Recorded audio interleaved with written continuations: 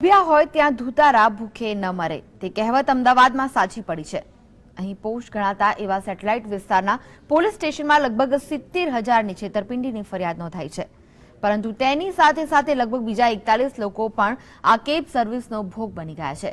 આ છેતરપિંડીની modus operandi પણ ખૂબ જ જુદી છે। તો આવો જોઈએ શું છે આ સમગ્ર મામલો।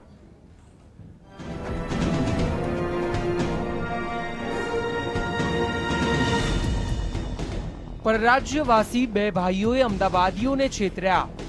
કેબ સર્વિસના નામે લગાડ્યો ચૂનો। પોતાની ટેક્સી રોડ પર ફરતી હોવાના બતાવ્યા સપના। 41 લોકો સાથે ₹1 કરોડની છેતરપિંડી। દિલ્હીમાં યુવતી સાથે ડ્રાઈવર દ્વારા બળાત્કારની ઘટના બાદ કેબ સર્વિસ છેલ્લા થોડા સમયથી ચર્ચામાં આવી ગઈ છે। જોકે અમદાવાદમાં તો કેબ સર્વિસને લઈને વિચિત્ર કિસ્સો સામે આવ્યો। અહીં કેબ એટલે કે ટેક્સી મારફતે લોકો સાથે છેતરપિંડી આચરી તેમને ઉલ્લુ બનાવાયા। લોકોને પોતાની ટેક્સી રોડ પર ફરતી કરવાના સપના બતાવી તેમજ લોભામણી લાલચ આપીને અમિત નાયર અને રોહિત નાયર નામના બે ભાઈઓએ અંદાજે 41 લોકો સાથે છેતરપિંડી આચરીને ₹1 કરોડનો ચૂનો લગાડ્યો। અમને આ કેબની જાહેરાત આવી હતી યુનિકોર્નવાળાની પેપરમાં, જેમાં અમને મંથલી 5,000 કિલોમીટર ફરવાને ₹65,000 પર મંથ આપવાના હતા, બરાબર છે। અને એ લોકોની ઓફર હતી કે અમારી કંપની તરફથી ગાડી છોડાવો તમે તો બજાર કરતાં તમને 40,000 થી 50,000 ફાયદો થાય છે, અને અમે 5 વર્ષ માટે તમને કરાર કરી આપીએ છીએ।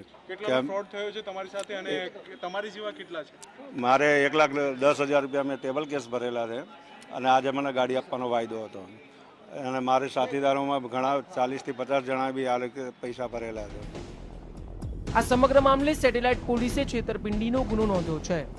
પોલીસે ગુનેગાર બંને ભાઈઓના બેંક એકાઉન્ટ સીલ કરવાની પણ તજવીજ હાથ ધરી છે। કેબ ભાડે કરવાની છે અને એના તમને મહિને ₹50,000 જેવી અમાઉન્ટ આપવામાં આવશે એમ કરીને બધાને ઓનલાઈન અને જાહેરાત આપીને બધાને મંગાવેલા। એ પૈકીના કામના ફરિયાદી હેમંતભાઈએ ₹70,000 ડિપોઝિટ પર જમા કરાયેલા। એ ડિપોઝિટના અનુસંધાનમાં વાહન હાયર કરવા માટે નવું વાહન જોઈએ, એટલે નવા વાહન માટે બુકિંગ માટે ડીપી એમાઉન્ટ પેટે ₹70,000 એમને જમા કરાયેલા। આ રીતના બીજા પણ અન્ય ગ્રાહકો છે, એ બધા ગ્રાહકો આશરે 41 જેવા ગ્રાહક છે। એ બધા ગ્રાહકોના પાસેથી પૈસા આ રીતે ઉઘરાવી અને આજનો વાયદો હતો કે આજે તમને ગાડી ટેક્સી તમને બધાને આપી દેવામાં આવશે અને 15 તારીખથી ઓન રોડ ચાલુ કરી દેવામાં આવશે। જરા અમસ્તી લાલચ પણ ઘણીવાર મોટી નુકસાની સાબિત થતી હોય છે। સેટેલાઇટના લોકો માટે પણ આવી જ સ્થિતિ ઊભી થઈ છે, ત્યારે પોલીસે લોકોને ચૂનો લગાડનાર નાયર બંધુની શોધખોળ આરંભી છે। કેમેરામેન રોનક ગોસ્વામી સાથે જયેશ સોલંકી, GSTV, અમદાવાદ।